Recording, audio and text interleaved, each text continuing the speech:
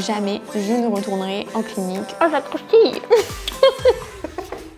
Salut, bienvenue dans cette toute nouvelle vidéo. Aujourd'hui, vidéo un petit peu particulière. Je vais essayer de faire une recette de biscuits style Belvita mais version healthy. Et en fait, je suis partie d'une recette à la base de mon copain que je vais essayer d'améliorer parce qu'il fallait un petit peu l'améliorer. Et en même temps, je vais en profiter pour répondre à certaines de vos questions que vous m'avez posées sur Instagram qui sont liées à mon métier d'infirmière. Donc il va y avoir de tout, hein, les études, le métier, voilà. Donc je vais essayer de faire ça. Pour que ce soit plus simple, je vais tout vous mettre, les ingrédients, les étapes et tout ça à l'écran. Comme ça, je vais pouvoir me concentrer sur les réponses à l'oral parce que sinon, je pense que je vais m'embrouiller. Voilà, donc on est parti pour la recette des Belvita et toutes mes petites réponses par rapport à mon expérience d'infirmière. Alors, donc, je vais juste mettre ça et ensuite j'ouvre les questions. Donc, quelle formation faut-il pour pratiquer le métier d'infirmière? Pour devenir infirmière, en fait, il faut faire l'école d'infirmière. Ça s'appelle aussi un IFSI, Institut de formation en soins infirmiers. Et ça dure 3 ans. Par contre, au niveau du concours d'entrée, ça a complètement changé. Je crois qu'il n'y a même plus de concours d'entrée, c'est sur dossier ou je sais plus comment ça se passe. Mais moi, en tout cas, quand je l'ai passé en 2012, c'était sur concours, oral, écrit et tout ça. Et d'ailleurs, j'ai passé beaucoup de concours parce que j'en ai raté beaucoup. Ça m'a pris 1 an avant d'intégrer une école d'infirmière. Et ensuite, au bout des 3 ans, si on valide toutes les unités d'enseignement, eh bien, on a notre diplôme et on est infirmière. Concentration pour peser la farine, c'est bon. Ensuite, est-ce que l'école est difficile? Alors moi, j'ai trouvé qu'il y avait des choses très faciles et des choses très difficiles.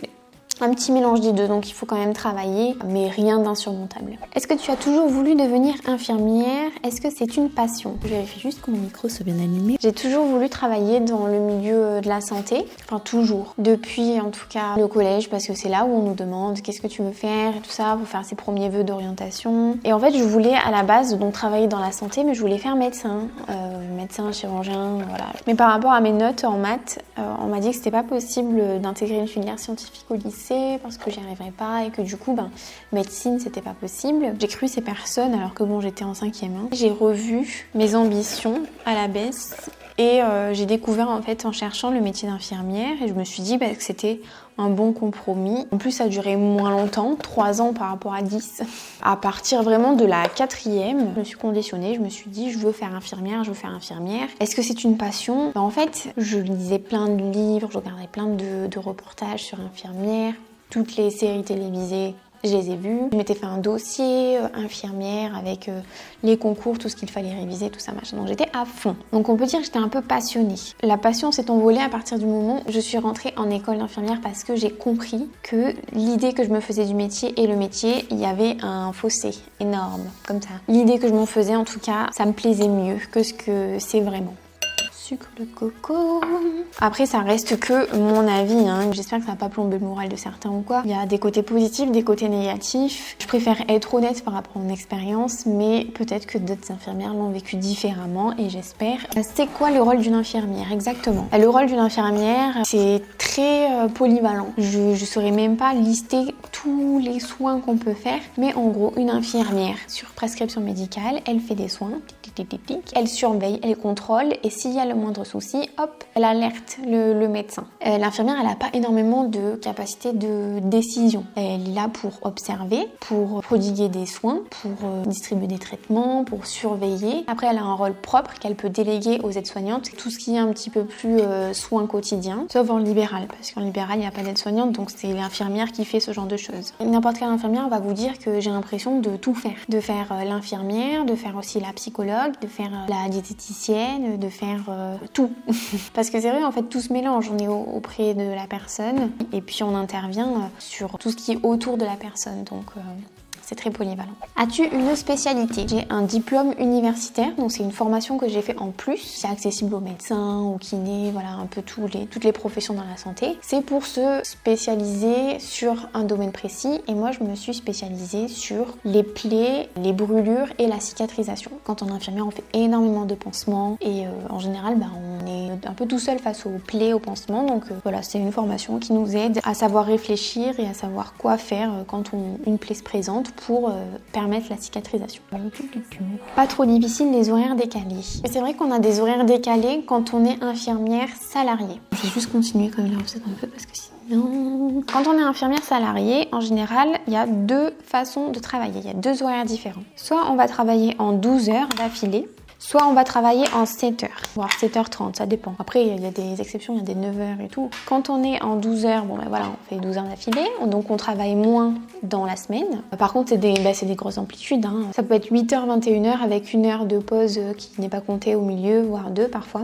Et ensuite, quand on est en 7 heures, on va être soit du matin, soit de l'après-midi. Donc du matin, ça peut être 6h30, 14h, et le soir, du coup, 13h, 20h, 20h30, ça dépend parce qu'il y a des pauses au milieu qui souvent ne sont pas comptées. Les horaires traditionnels, du coup, j'ai jamais fait, donc je sais même pas ce que c'est en fait. Est-ce que c'est pas trop dur? On s'adapte en fait, hein. Quand on a ça, on s'adapte, on fait en fonction. Là où ça peut être dur, j'imagine, c'est pour les personnes qui ont des enfants. Moi, j'en ai pas, donc voilà, mais pour les faire garder tout ça, ouais, ça doit être difficile. Mais voilà, ça c'est en salariat. Et puis ensuite, quand on est libéral, par contre, on n'a pas d'horaire. C'est moi qui me fixe mes propres horaires de travail. Je fais en sorte que ça colle à mon quotidien, quoi. Pour pouvoir faire YouTube, pouvoir m'entraîner, pouvoir faire tout ce que j'ai à faire à côté. Voilà, j'essaye vraiment de concilier tout ça. Là où c'est plus compliqué, c'est quand on travaille de nuit. J'ai essayé de travailler de nuit. Ça m'a pas du tout plu. En fait, j'arrivais pas à dormir. Je commençais, il était 19h30, il me semble, et puis je finissais à 7h.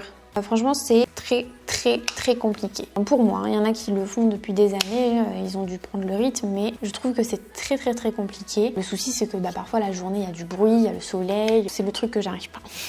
Si tu travaillais à l'hôpital, tu aimerais travailler dans quel service? Si vraiment j'ai travaillé, je préférerais les services de chirurgie réparatrice, voire un service de dermato. Parce que moi, ce qui me plaît le plus, c'est un peu bizarre, dit comme ça, mais c'est les plaies et les pansements. Parce que c'est déjà le domaine que je maîtrise le mieux. C'est quelque chose qui me plaît en fait dans les plaies.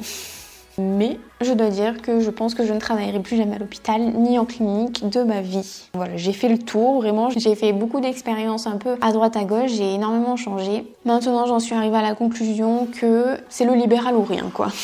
Clairement, c'est un peu radical. J'en suis arrivée à cette conclusion-là parce que c'est ce qui me convient en fait le plus par rapport à mon mode de vie et par rapport à la façon dont j'ai envie de travailler. Donc c'est vraiment quelque chose de très personnel. Jamais je ne retournerai en clinique ou dans un hôpital ou même dans une maison de retraite. En fait, jamais je ne retournerai dans du salariat, sauf si vraiment j'y suis obligée, mais je pense que je ferai tout pour pas y être contrainte. Voilà. Ensuite, quelles sont les différences que tu as pu observer entre infirmiers en France et infirmiers en Suisse? J'ai travaillé pendant 1 an en Suisse en tant qu'infirmière. La différence la plus flagrante, c'est le salaire. Quand j'ai commencé, pour vous situer un petit peu, au niveau du salaire en France d'une infirmière, je gagnais entre 1500 et 1600 €. Et encore, j'étais dans le privé, j'avais des primes. Quand j'ai changé de service, en HAD, mon salaire tournait autour des 1700, 1800 en Suisse, en faisant de l'intérim, en faisant même pas un 100%. C'est beaucoup plus qu'un temps plein en France. Ils travaillent plus. Je gagnais 4000, quelque chose comme ça. Donc c'est énorme. Les premiers salaires, j'hallucinais, clairement. Donc voilà, pour vous dire un peu une infirmière libérale, parce que on entend un peu tout et n'importe quoi. Ça va faire 6 mois bientôt que j'ai ouvert mon cabinet. Net, dans ma poche, je gagne 1000 € à peu près. Les charges, elles sont tellement énormes, c'est à peu près 40% qui part de ce que tu touches, quoi. Donc franchement, c'est pas énorme. Mais bon, après je débute, j'ai pas beaucoup de patients. J'espère que ces biscuits vont être réussis parce que là, j'ai l'impression de faire n'importe quoi en parlant. En France, par exemple, dans un service de chirurgie, j'étais une infirmière pour un secteur entre 15 et 20 patients. En Suisse, c'est une infirmière pour 4 à 6 patients. En maison de retraite, j'étais une infirmière pour 20 résidents à peu près. Et la différence, c'est que aussi, il y avait beaucoup plus d'aides-soignantes. Pour les 20 résidents dont j'étais responsable, il y avait 3 aides-soignants. Ouais. Donc voilà, en tout cas, le ratio personnel et patient, il est beaucoup mieux en Suisse. Il y a plus de moyens, ça se voit. Le salaire est beaucoup plus important. Après, en Suisse, c'est très protocolisé. Il y a un protocole pour tout parce que l'infirmière a moins le droit de prendre l'initiative aussi. Ça, j'ai pu le remarquer. En Suisse, c'est beaucoup plus contrôlé. Il faut toujours un accord du médecin. Voilà, c'est beaucoup plus sécurisé. Il y a une prescription. En France, c'est vrai que déjà, tout n'est pas toujours prescrit. Il y a beaucoup de choses qu'on fait de notre propre initiative en tant qu'infirmière parce que sinon, la situation, elle évolue pas. Parce que il n'y a pas de médecin qui passe avant je sais pas combien de temps. Voilà, il y a beaucoup de choses qu'on anticipe. Des médicaments qu'on donne sans prescription, ça arrive, je pense, partout. Ou alors qu'on donne parce que on nous le dit à l'oral, mais ça sera jamais écrit nulle part. C'est beaucoup plus sécurisé pour les infirmières. La Suisse, par contre, parfois c'est un peu trop rigide et on va pas pouvoir prendre d'initiative. Et non, il faut attendre le médecin, machin. Et parfois c'est un peu une perte de temps, donc c'est un peu frustrant. Surtout si on vient de France, du coup. Voilà, après, le truc un peu où j'ai vraiment eu du mal, c'est les chiffres 70, 90, ça c'était vraiment dur. Mais bon, après franchement on s'y fait, surtout que moi j'ai travaillé dans le canton de Genève. Il y avait énormément de personnes qui venaient de France, énormément de personnes qui venaient d'autres pays aussi. Portugal, Espagne, Italie, Pérou même, il y avait Maroc, la Côte d'Ivoire, enfin franchement c'était très riche en culture. Donc ça c'était assez cool. Voilà, à peu près. Comment es-tu devenue infirmière libérale? Après avoir travaillé en Suisse, je me suis rendu compte que malgré toutes ces améliorations dans la qualité de travail, il me manquait quelque chose. Il y avait quelque chose, ça m'allait pas. Et en fait, c'était tout simplement que j'avais besoin d'adapter mon travail à ma vie personnelle et pas de devoir faire ce que j'ai fait pendant toutes mes premières années en tant qu'infirmière, adapter ma vie perso par rapport à mon travail. Franchement, c'était que le travail, et il y avait une toute petite part de vie perso. Au bout d'un moment, je me suis dit, moi j'ai des projets à côté, j'ai des trucs que je veux faire, le sport c'est important pour moi. Donc voilà, infirmière libérale, c'est ça. C'est de pouvoir travailler comme on le souhaite. Si on veut faire sa séance de sport entre 11h et 13h, on sait que entre 11h et 13h, on n'acceptera pas de soins, par exemple. Enfin voilà, c'est des trucs tout bêtes. Et pour devenir infirmière libérale, il a fallu que je constitue un dossier, mais mon Dieu, ça a pris des mois. Si vous voulez devenir infirmière libérale, que vous êtes déjà infirmière, que vous avez suffisamment d'heures de pratique en tant qu'infirmière, je crois que c'est équivalent à 2 ans de pratique. Vous découragez pas, ça va être un peu long, les démarches. Mais bon, ça aboutira forcément. Mais c'est juste que ça fait flipper, surtout si vous aimez pas tout ce qui est administratif comme moi. Quelle qualité faut-il avoir pour devenir infirmière? Quelle qualité? Déjà, faut quand même un minimum être bienveillant. Faut quand même avoir le souci de l'autre. Après, moi, je pars du principe que tout s'apprend. Mais de base, ça sera plus facile si vous êtes une personne avec un tempérament assez doux. Parce que ça se ressent dans l'échange et ça apaise la personne en face. Le mieux pour pas faire mal et tout ça quand on fait des soins, c'est d'être assez, comment on dit, délicat. Y aller tout en douceur. Après, ça s'apprend aussi. C'est la dextérité, mais de base, faut pas être un bourrin. Je pense que les meilleurs infirmiers et infirmières, c'est les personnes qui sont dans l'empathie, qui arrivent à se mettre à la place des autres. Et puis voilà, je dirais. Je vais commencer par faire des rectangles. Et ensuite, je vais venir faire le côté un peu plus ovale aux extrémités. Moi, quand je suis rentrée en école d'infirmière, franchement, j'étais pas sûre d'y arriver parce que j'étais quelqu'un d'assez introverti et je me voyais pas trop aller vers des gens que je connais pas, rentrer un peu dans leur intimité, parce que c'est ça. Et en fait, franchement, ça s'apprend. On va le réétaler. Voilà, par contre, je vous préviens, les stages, c'est pas une partie de rigolade. Oh. J'essaye de faire des petites traces avec la fourchette là, mais j'y arrive pas. Tentative numéro 2.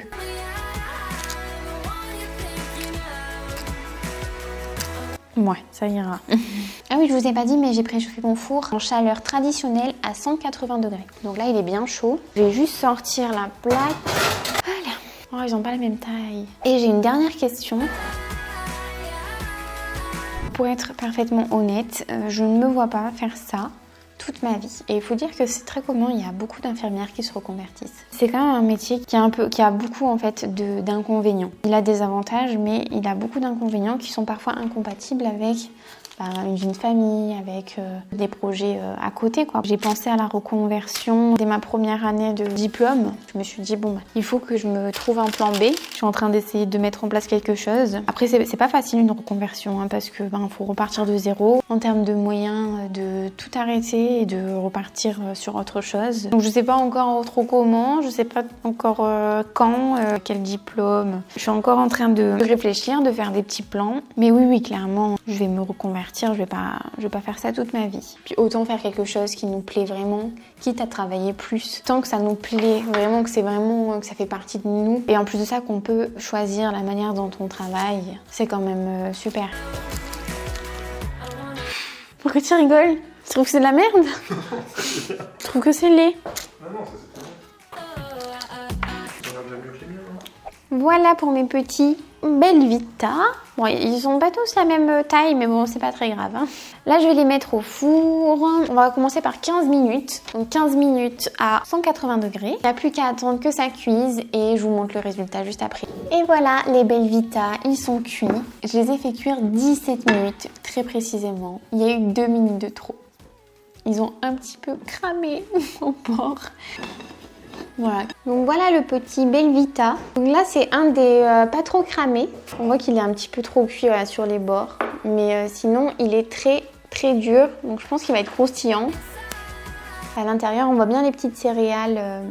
Donc c'est parti, on va goûter. Oh. Ma petite. Tu fais une idée de recette et puis ils sont tous cramés à la fin. C'est un peu le fiasco, mais bon.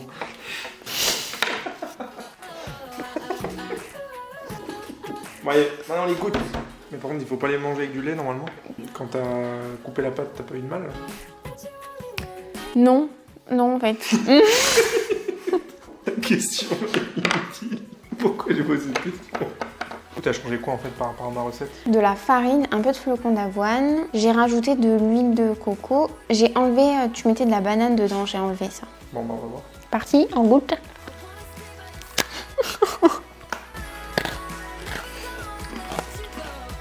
Oh, ça croustille.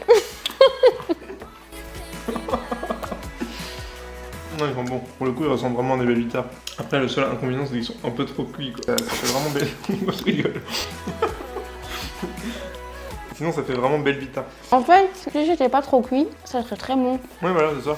Normalement, les Belvita, quand tu les trempes dans du lait, ils se désintègrent. J'ai l'impression que ça fait pas ça. Déjà, est-ce que t'as dit aux abonnés que là, il est 20h tu fais manger des Belvita à 20h? Ça a duré un peu longtemps, la recette, parce que j'ai beaucoup parlé. Attends, je vais essayer d'en goûter un qui est moins cramé.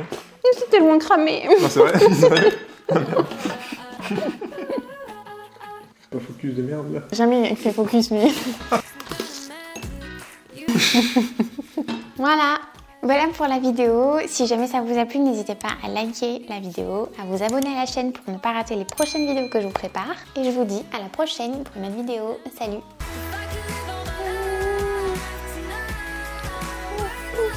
Ooh.